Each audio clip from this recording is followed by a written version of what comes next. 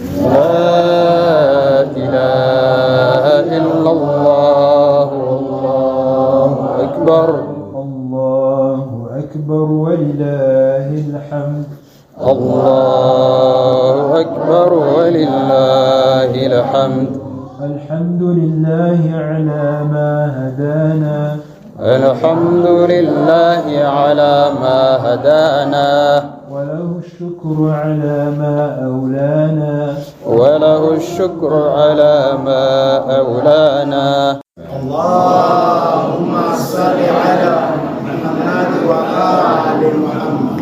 الحمد لله رب العالمين الحمد لله الذي خلق السماوات والأرض وجعل الظلمات والنور ثم الذين كفروا بربهم يعدلون لا نشرك بالله شيئا ولا نتخذ من دونه وليا والحمد لله الذي له ما في السماوات وما في الأرض وله الحمد في الآخرة وهو الحكيم الخبير نحمده ونستعينه ونستغفره ونؤمن به ونتوكل عليه ونصلي ونسلم على حبيبه ونجيبه وخيرته في خلقه وحافظ سره ومبلغ رسالاته بشير رحمته نظير نقمته سيدنا ونبينا أبي القاسم المصطفى محمد. اللهم صل على محمد وآل محمد وعلى آله الطيبين الأطهرين المنتجبين الهداة المهديين سيما بقية الله في الأرضين وصلى على أئمة المسلمين وهماة المستضعفين وهداة المؤمنين. bavandimwe namwe bashiki banjye bayisilamu, nyuma yo gusingiza no gushimira Imana Allah subhanahu wa ta'ala ndetse no kwifuriza amahoro n'imigisha intumwa yayo nabo mu rugo rwayo, Allahumma salli ala Muhammad wa ali Muhammad, ntangiye mbifuriza umunsi mukuru mwiza wa Eidul Fitr kandi mbasuhuza mu ndamukanyo nziza, indamukanyo y'amahoro, ngira nti salamun alaykum jami'an wa rahmatullahi wa barakatuh. wa alaykum salam wa rahmatullahi wa barakatuh. Uyu munsi ukwezi kurashize, abayisilamu hirya no hino mu isi basibye, bafunze, bigomwa ibyo kurya no kunywa ku manywa y'ukwezi gutagatifu kwa Ramadan ndetse n'ibindi byose bibujijwe muri uko kwezi, byaba ibyari bisanzwe biziririjwe ndetse n'ibitari biziririjwe. Ni ukwezi kandi abayisilamu benshi babona umwanya mwiza wo gukora ibikorwa byiza mu nzira y'Imana, nko gufasha abakene n'abatishoboye, gutanga amaturo atandukanye, ndetse ibikorwa ngandukiramana bakora muri uku kwezi bibahesha ibyiza n'ibihembo byo ku rwego ruhambaye, nk'amadua asomwa, amasengesho, gusoma Qur'ani ndetse n'ibindi. By'umwihariko ibikorwa ngandukiramana byo mu majoro ya 19, ya 21 n'irya 23 ni ibikorwa bizana kandi bigahesha umugaragu wa Nyagasani ibihembo bitabarika, kuko mu by'ukuri Qur'ani ihamya ko ijoro ry'ubugabe cyangwa se Lailatul Qadr riruta amezi 1000. Bivuze ngo rero bya bikorwa umugaragu wa Nyagasani aba yakoze mu ijoro rimwe ni nkaho aba yabikoze mu mezi 1000 yose. Umunsi wa Eidul Fitr ni umunsi w'ibyishimo, ni umunsi udasanzwe, ni umunsi w'amanota kandi ni umunsi w'ibihembo. Intumwa y'Imana Muhammadun sallallahu alayhi wa alihi wa sallam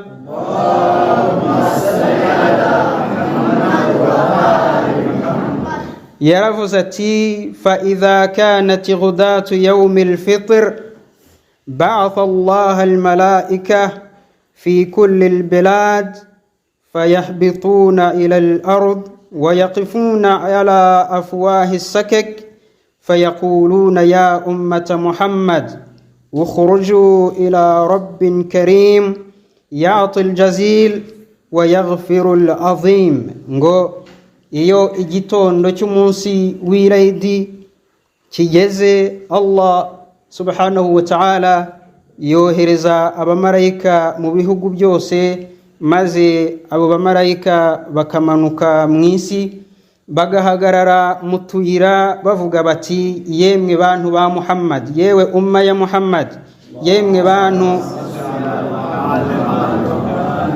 yemwe bantu mumaze ukwezi kose musibye, nimusohoke musange nyagasani wanyu nyir'ubuntu, maze abaha ibihembo byanyu bihambaye kandi abababarire ibyaha byanyu. Hadithi ikomeza igira iti fa idha barazu ila musallahum qala Allahu azza wa jalla lil malaikati ma jazaa'ul ajiri idha amila amaluhu qala fataqulu al malaika ilahana wa sayyidina jazaa'uhu an tuwaffiya ajrahu. nuko aba bantu cyangwa se babagaragu ba nyagasani Allah subhanahu wa ta'ala bagera mu misigiti aho bakorera isengesho ry'irayidi, nyagasani Allah akabaza abamarayika ati yemwe bamarayika banjye, iyo umukozi arangije akazi ke niki abakwiye kwiturwa? Abamarayika bagasubiza bati inyiturano akwiye nta yindi nuko ahabwa igihembo cye cyuzuye. Fayaqulu Allahu azza wa jalla fa inni ushhidukum malaikati anni qad ja'altu thawabahum an siyamihim shahra ramadan wa qiyamihim fihi ridaya wa maghfirati. Maze Allah akavuga abwira abamarayika ati ndabatangaho abahamya ko igihembo cy'igisibo cyabo n'amasengesho yabo ari ukubababarira ibyaha byabo ndetse no kubishimira. ويقول يا عبادي سلوني فوعزتي وجلالي لا تسألوني اليوم في جمعكم لآخرتكم ودنياكم إلا أعطيتكم. nuko nyagasani akabwira abagaragu be ati yemwe bagaragu banjye mwe nimunsabe, kuko mu by'ukuri kubw'ubuhambare n'icyubahiro cyanjye ntacyo mwansaba uyu munsi, cyaba mu isi cyangwa se akhera nyuma y'isi, uretse ko nkibaha.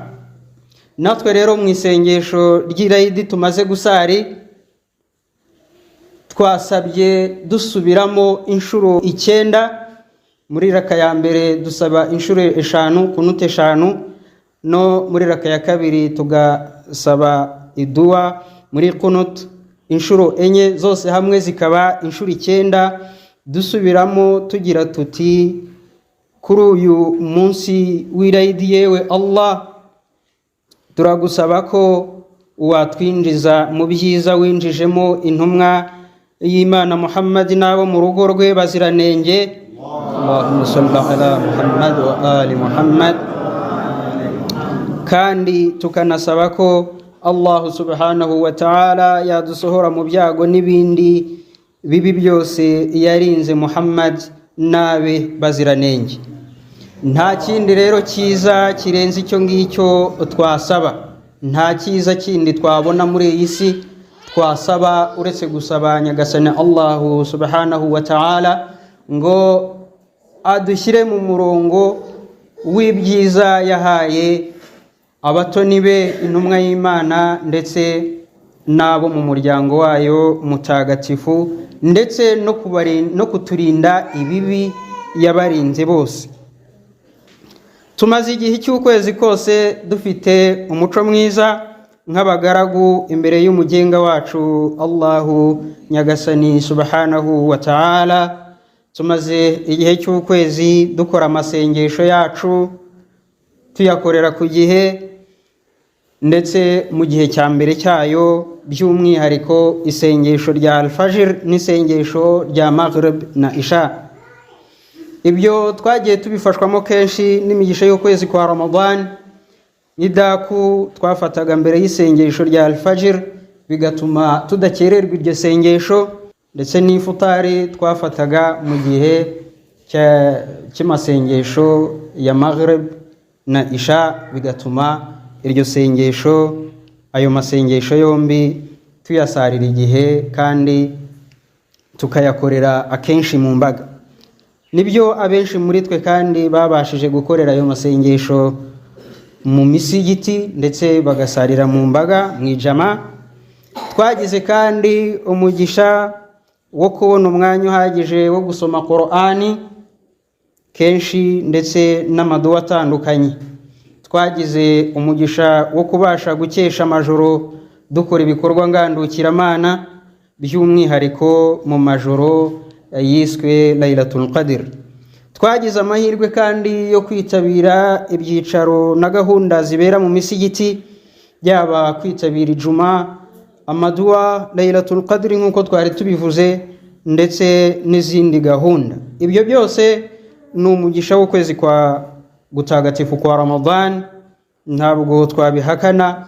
Ariko se ko uku kwezi kwa Ramadan kurangiye, ko tugusoje, dusubire mu mwanda w'ibyaha, dusubire mu ntege nke zacu zo gusara igihe cyarenze, yewe rimwe na rimwe igihe cy'isala kikaducika. Kandi nyamara muri uku kwezi gushize gahunda zacu twazipangaga mu buryo zitagongana cyangwa se zitabangamira isengesho. Twazipangaga mu buryo zitagongana n'ifutari. Akenshi wasangaga duhana gahunda tugira tuti duhure mbere y'isaha imwe mbere ya azana, duhure mbere y'isaha imwe mbere y'ifutari.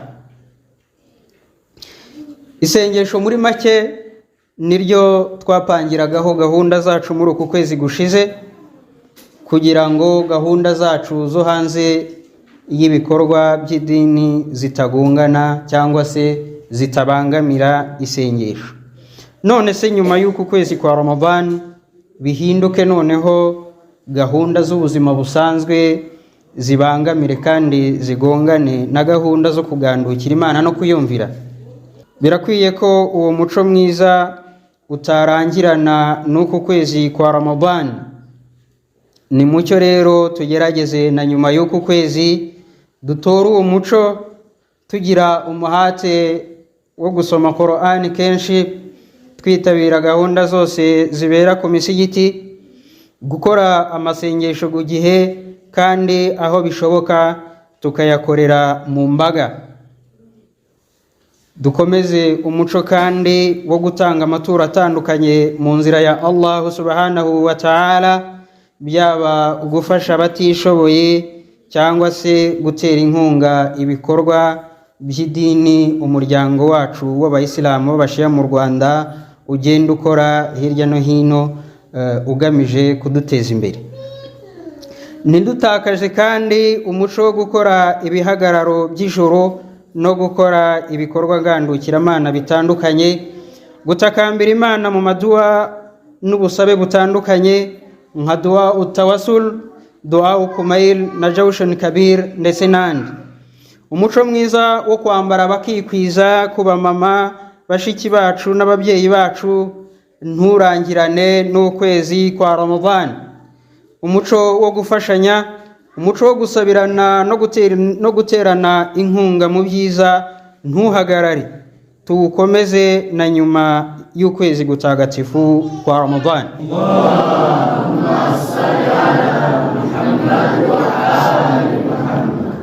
Nibyo koko uyu munsi w'Irayidi ni umunsi wo kwishima no gushimira Imana, ariko kandi hari na benshi muri twe bakoze ibikorwa byo gushimirwa muri uku kwezi kose gushize, kugira ngo gahunda za benshi muri twe zigende neza. Muri abo twavuga abarimu n'abashehe batanze umwanya wabo ngo batange inyigisho zinyuranye ndetse no mu kuyobora ibikorwa ngandukiramana bitandukanye byakozwe muri uku kwezi gutagatifu kwa Ramadan. Hari kandi abamama n'abapapa bitanze mu gutegura ibyicaro bitandukanye byaberaga ku misigiti, aho ntitwakwibagirwa n'urubyiruko, abana bacu na barumuna bacu bitanze bagakoresha imbaraga zabo. Ntabwo rero twabura kubashimira no kubasabira imigisha ngo ibyo bikorwa byabo bizabacungure ubwo umuntu nta kindi azaba akeneye kimufitiye umumaro uretse gusa ibikorwa byiza yakoze akiri mu isi. Ilahi amin. Hari kandi umuryango w'abayisilamu b'abashia mu Rwanda, by'umwihariko n'abaterankunga bawo, bakoze uko bashoboye maze imiryango myinshi y'abashia ibasha kubona ifutari muri uku kwezi, ndetse n'ibindi bikorwa by'iterambere ukomeje kugenda ukora.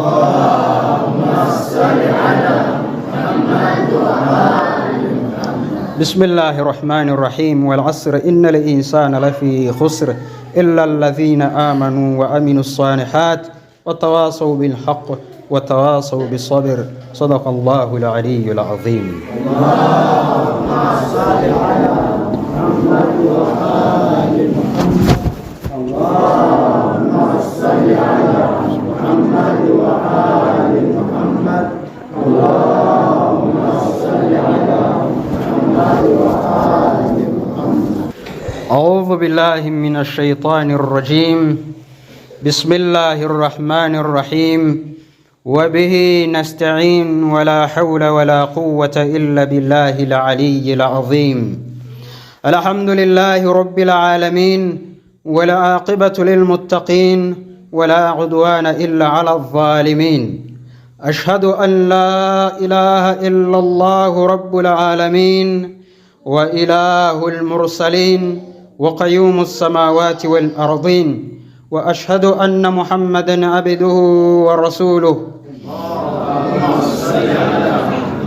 المبعوث بالكتاب المبين الفارق بين الهدى والضلالة والشك واليقين، صلى الله عليه وآله وسلم. اللهم صل على محمد وصلى الله على أهل بيته الطيبين الطاهرين المعصومين الذين أذهب الله عنهم رجسا وطهرهم تطهيرا. اللهم صل على محمد وآل محمد. لا سيما أمير المؤمنين علي بن أبي طالب وصي رسول الله. اللهم صل على محمد وآل محمد. وفاطمة الزهراء سيدة نساء العالمين بنت رسول الله. اللهم صل على محمد. والحسن والحسين سيدي شباب أهل الجنة. اللهم صل على محمد وآل محمد. وعلى أئمة المسلمين علي بن الحسين ومحمد بن علي وجعفر بن محمد وموسى بن جعفر وعلي بن موسى ومحمد بن علي وعلي بن محمد والحسن بن علي وهجة بن الحسن القائم المنتظر المهدي أجر الله تعالى فرجه الشريف. السلام عليكم ورحمة الله وبركاته. وعليكم السلام ورحمة الله وبركاته. byari bikwiye ko kuri uyu munsi w'irayidi, umunsi w'ibyishimo, tuvuga ku byerekeranye n'irayidi gusa, maze tugatanga umwanya abantu bakajya kwishima n'imiryango yabo, ariko kubera ko navuga ko aribwo tuba tubonye umwanya turi benshi cyangwa se n'umuntu wabidufashamo, ni byiza ko tuganira no ku bindi byatuma tubasha kwitwara neza, byatuma tubasha kugendera mu nzira Allah subhanahu wa ta'ala yifuza. Bityo rero munyemerere tuganire ku murongo umwe mu mirongo myinshi ya Qur'an ishobora kuba yadufasha gukomeza kurinda ibikorwa byiza n'ibihembo twakusanyije muri uku kwezi kwa Ramadan. Nyagasani Allah subhanahu wa ta'ala muri suratu Hujurat aya ya 11 agira ati: ba'da a'udhu billahi minash shaitanir rajim, bismillahir rahmanir rahim, ya ayyuhalladhina amanu la yaskhar qaumun min qaumin asa an yakunu khayran minhum ولا نساء من نساء عسى أن يكن خيرا منهن ولا تلمزوا أنفسكم ولا تنابزوا بألقاب بئس الاسم الفسوق بعد الإيمان ومن لم يتب فأولئك هم الظالمون. صدق الله العلي العظيم. اللهم صل على محمد وآل ngo yemwe abemeye ntihakagire abantu basuzugura abandi, kuko hari ubwo abasuzuguwe baba ari bo beza kubarusha. Kandi n'abagore ntibagasuzugura abagore bagenzi babo, kuko hari ubwo abasuzuguwe baba ari bo beza kubarusha. Ntimugasebanye kandi ntimugahimbana amazina mabi atesha agaciro abandi. Mbega ukuntu ari amazina mabi kuyita bagenzi banyu nyuma yuko mubaye abemeramana, kandi babandi baticuza abo n'abanyamahugu. Ijambo lams rivuga gushaka inenge ku bandi, abo muri kumwe, abo murebana. Naho ijambo hamzu ryo rikaba rivuga gushaka inenge ku bandi bantu ariko mutari kumwe. Naho tanabuz bikavuga kwita no guhamagara abandi amazina mabi, amazina y'amahimbano. Muri aya ibanziriza iyi ngiyi, Qur'an igaruka ku buvandimwe bw'abemeramana, naho muri iyi ngiyi tumaze gusoma Qur'an ikagaruka ku bintu byica kandi bikangiza ubuvandimwe. Ndetse no mu zindi aya zibanza zivuga ku gutunganya no kwiyunga, naho iyi yo ikerekana impamvu zitera intugunda n'inzangano, arizo gusekana, gusuzugurana no kwitana amazina mabi.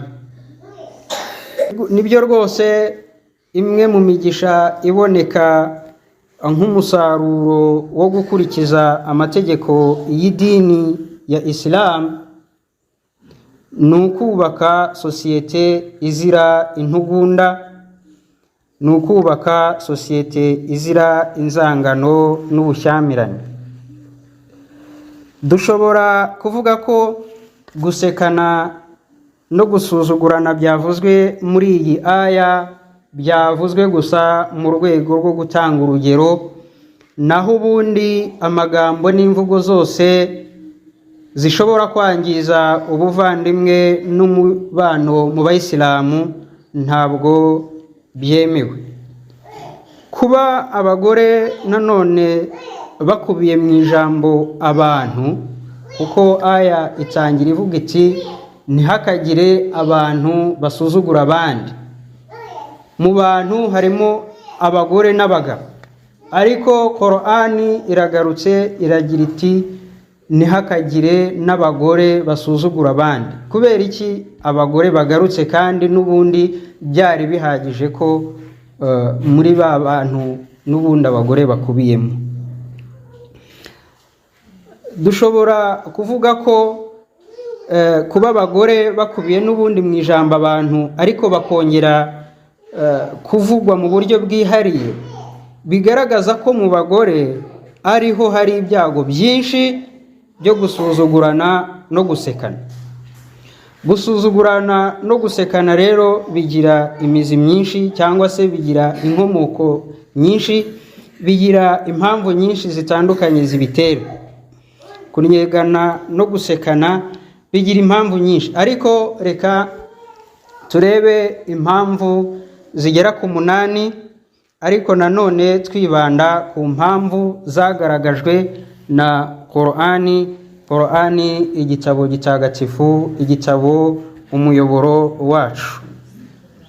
Impamvu ya mbere, rimwe na rimwe kunyegana no guseka abandi bikomoka ku bukungu, nk'uko Qur'ani bigaragaza muri suratu Humaza, aho igira iti wailun likulli humazatin lumaza, ngo ibihano bikomeye biri kuri wa wundi unegura abandi, usebanya. Alladhi jama'a malan wa addada, ngo urundanya imitungo agahora yibara.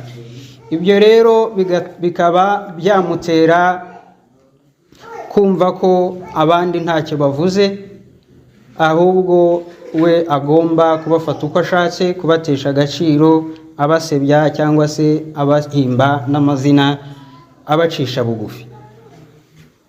Indi mpamvu, rimwe na rimwe kunyega no kunegurana nanone bikomoka ku rwego rw'ubumenyi umuntu aba afite, ashobora kuba yageraho. Qur'ani suratu Ghafir aya ya 83 iragira iti farihu bima indahum min al-ilm wa haqa bihim ma kanu bihi yastahzi'un, ngo biratanye ubumenyi bari bafite, duke mu bumenyi bari bafite, maze bagotwa n'ibyo bajyaga banyega cyangwa se bakerensa. Aba bantu ibyo bakerensaga ni ibihano, kubera ko biyumvaga nk'abantu b'abamenyi barenze, bakomeye, bafite ubumenyi buhambaye, bumvaga ibihano ntacyo bivuze. Indi mpamvu ya gatatu ni imbaraga n'ingufu z'umubiri, nk'uko tubibona muri suratu Fussilat aya ya 15, aho abahakanyi bajyaga bavuga bati ninde wadusumbye ingufu, aho hari mu gihe cy'intangiriro z'ubuyisilamu. Ibyo rero bigatuma biha kunyega no gucunaguza intumwa y'Imana n'abari baramaze kuyiyoboka icyo gihe.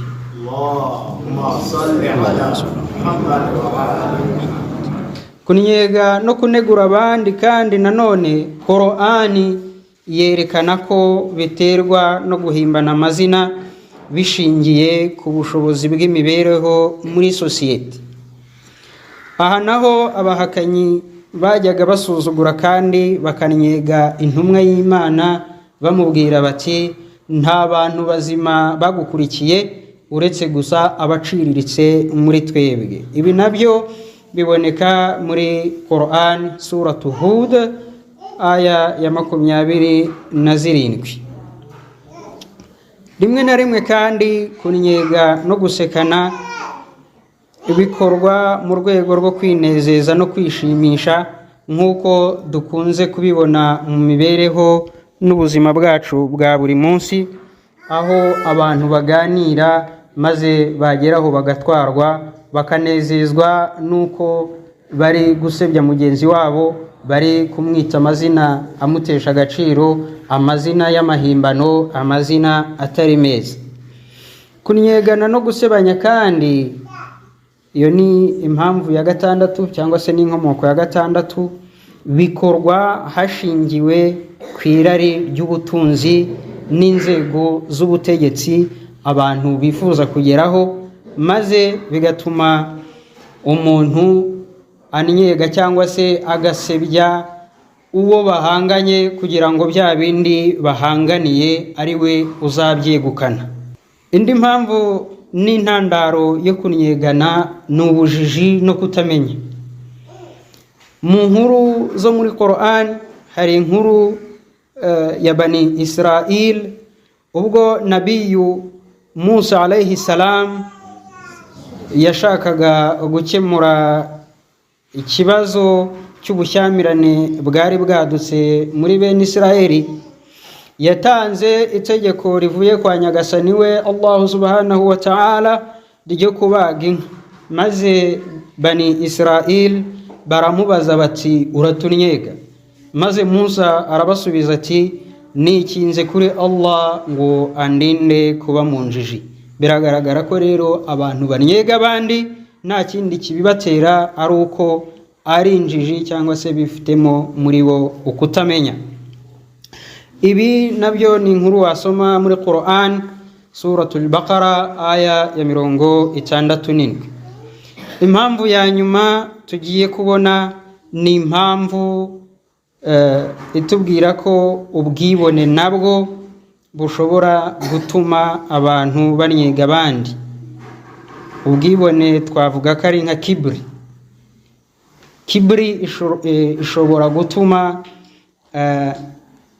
abantu banyega cyangwa se bakanasebya abandi kugira ngo babateshe icyubahiro gusa, kuko umwibone, umuntu ufite kibri aba yumva ari we mwiza kuruta abandi mu buryo bwose, kandi ari we wubashywe unagomba kubahwa kurusha abandi bose. Bimwe mu bikorwa byuje umugisha intumwa y'Imana yakoze ni uguhindura amazina mabi yaba ay'abantu n'ay'ahantu, kuko ayo mazina ubwayo aba intandaro yo gusebanya no kunyegana. Ni ukuvuga ngo amazina mabi yaba y'ahantu, abantu bashobora kukunyega no kugusebya no kukunegura bitewe n'izina ryawe, izina umubyeyi wawe yakwise. Hari amazina aba asebetse, aba atesha agaciro nyirayo, cyangwa se izina ry'umusozi runaka, izina ry'itsinda ry'abantu. Ayo mazina akaba yatuma abantu bagwa mu cyaha cyo gusebya abandi. Gusebanya kandi no gusekana no kunyegana ntabwo ari ibintu byuzuzanya n'ukwemera cyangwa se imani. Umuntu ufite ingeso cyangwa se uwo muco mubi wo guseka abandi no kubanegura no kubanyega, mu by'ukuri imani ye iba ari nkeya, hafi ya ntayo kandi ijegajega. Umuntu ubuza abandi kunyegana no kunegurana nawe ntabwo agomba kubikora mu buryo bwo kumusebya, bwo gusebya wa wundi uri gukora icyo cyaha. Kunyegana no gusebanya kandi ni urufunguzo rw'inzangano n'ubushyamirane mu bantu. Mu buryo bwo gukora ivugabutumwa natwe ni byiza ko niba tugeze ku ngingo y'ingenzi dukwiye kuyisubiramo kenshi mu rwego rwo kuyishimangira, nk'uko twabonye muri iriya aya. Nyagasani Allah yavuze abantu, ariko kubera ko mu bagore ariho hari ibyago byinshi ho kuboneka kiriya cyaha, arongera abavuga ukwabo, arabishimangira.